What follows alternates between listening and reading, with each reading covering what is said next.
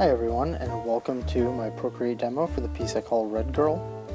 This was a sketch that I originally started in Adobe Sketch and was really trying to use the pencil tool there. I wish I had a video of that, but that doesn't render out so easily.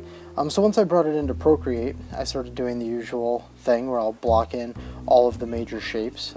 This time I wanted to try and keep it relatively quick and dirty and not go into any hardcore rendering because I already had that line layer there that had the shading, and I wanted to try and honor that as much as possible and also sort of lean on it at the same time. So when I first started doing this piece, I originally was going to give her dark tan skin and then sort of like this grayish hair, but then I thought that was I wanted to go a little bit more atypical, so I went with this like red skin, just sort of getting a little bit I don't know, a little bit just more stylized with it. So I started working on this. It was a pretty interesting shade. It was also funny because the next day, because my son requested it, I did a Hakan piece. So it's almost like I sort of inadvertently did like a lady Hakan from Street Fighter, and then the next day I ended up doing Hakan. But anyways, so here I am just going in and putting in the highlights and then knocking them back. You'll see I usually sort of block in big swaths of color and then sort of erase them back.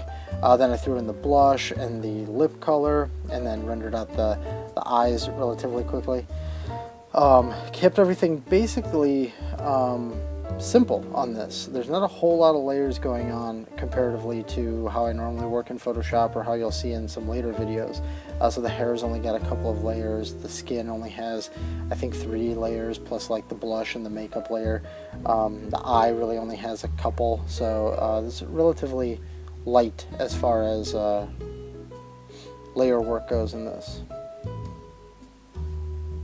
Here I am starting to put in the rim light, which I usually save for the end.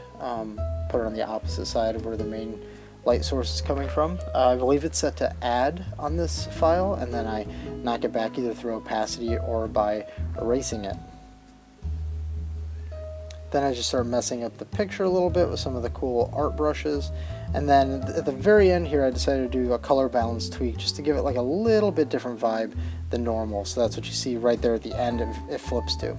Well, thanks for watching. I hope you enjoyed it. And if you're looking for me on the internet, these are the places where you can find me.